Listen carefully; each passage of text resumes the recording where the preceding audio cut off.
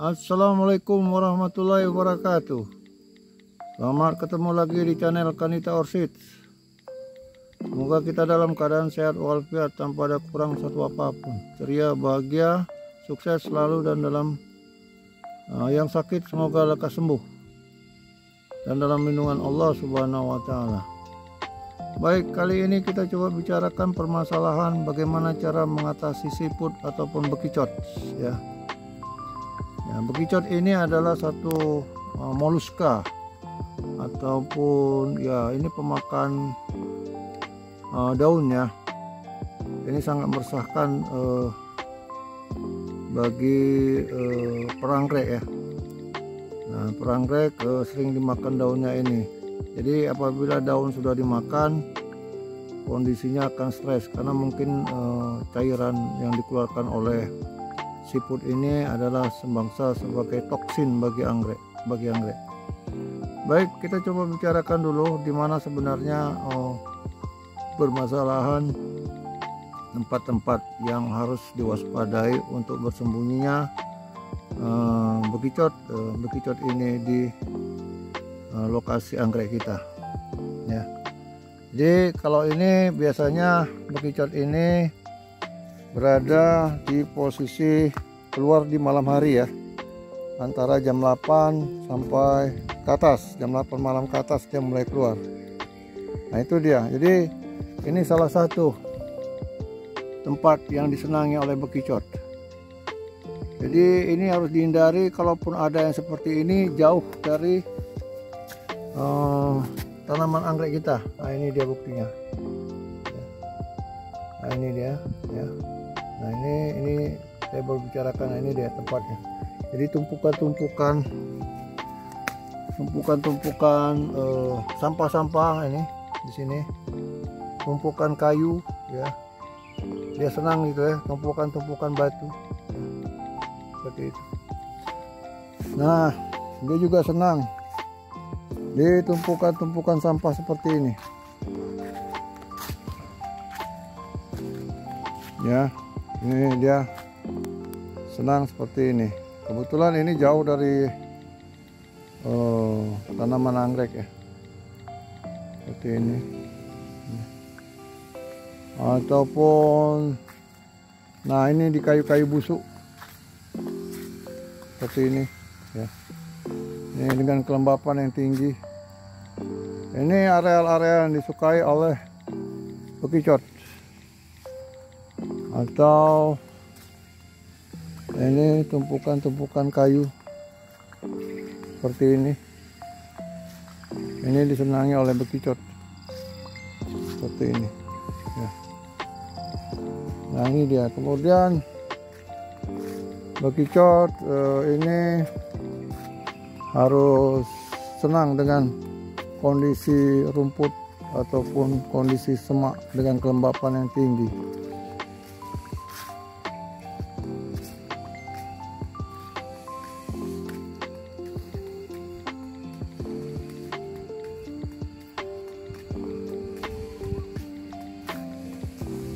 Coba ya jalannya.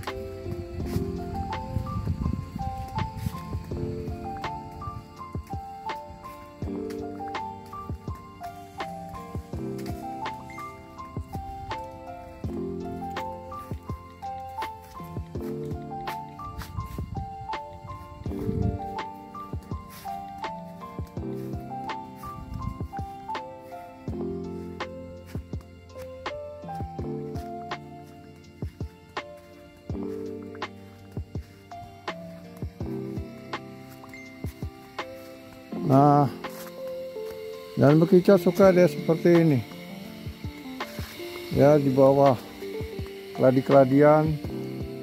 Ini harus bersih ya, ini kotor, ini harus kita bersihkan. Di bawah keladian ini cukup banyak, ini kan karena bekicot sarangnya, karena ada semak seperti ini. Atau di dalam paranet. Kebetulan paranet ini belum dipergunakan ya, karena kita tidak ada melakukan pembibitan aklin, bukan botol. Ini paranet untuk aktin ya. Ini daerah-daerah seperti ini, nah makanya ini jorok ya. Ini kalau nanti mau dipergunakan harus dibersihkan lagi. Nah ini seperti ini suka ini. Bekicot suka kali seperti ini. Jadi kita kalau misalnya teman-teman yang punya anggrek diletakkan di bawah paranet, nah, lokasi ini betul-betul steril ya, bersih. Tidak ada tumpukan-tumpukan sampah seperti ini.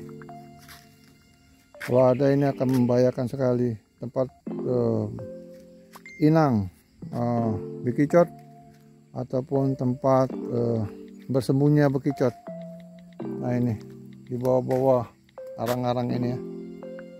Jadi teman-teman yang mempergunakan arang itu pun harus dipahami, dilihat ya. Kadang-kadang dia bisa bekicot ini akan sembunyi di bawah arang seperti itu ya.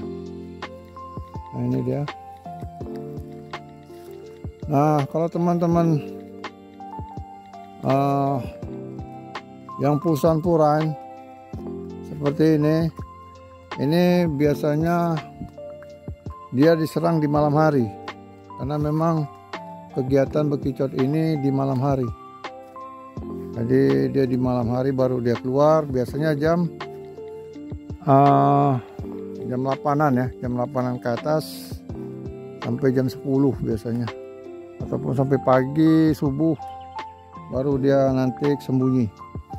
Karena bekicot ini dia tidak suka dengan kondisi terang, aktivitasnya di malam hari. Jadi biasanya kalau bekicot ini menyerang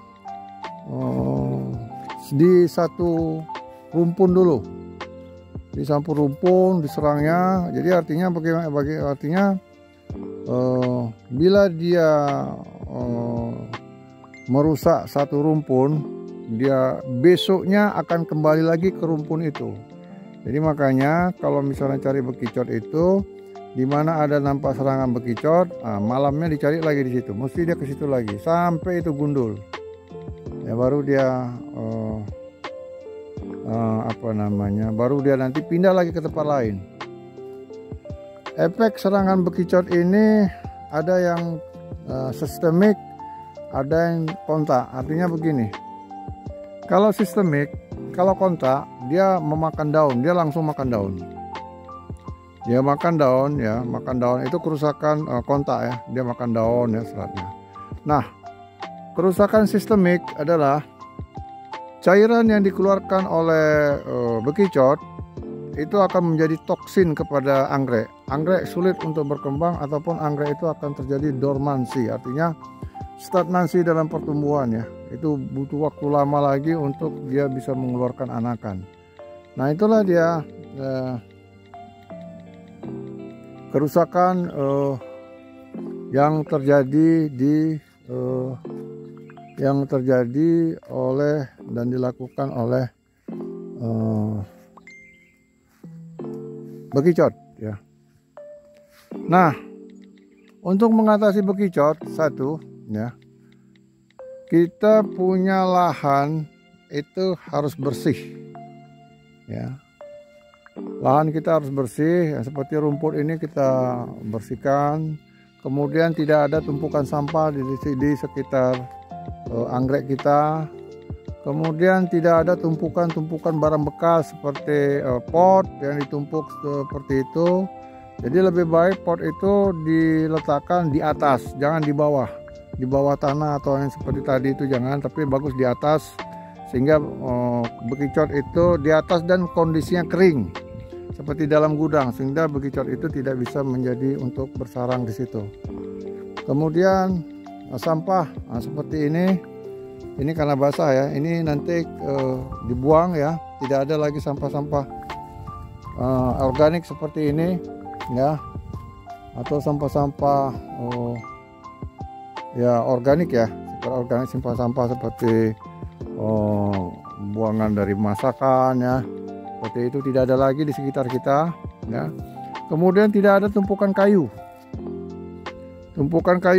yang nanti itu bisa tempat bersarang bekicot atau beranak pinak di situ ya. dan tidak ada lagi tumpukan batu. Tidak ada lagi tumpukan batu, nah karena batu-batu ini bisa tempat sembunyinya bekicot atau tempat beranaknya bekicot, ya. Seperti itu, ya. Dan jaga kelembapan. Jadi makanya hindarilah hal-hal yang seperti itu yang saya katakan tadi, ya.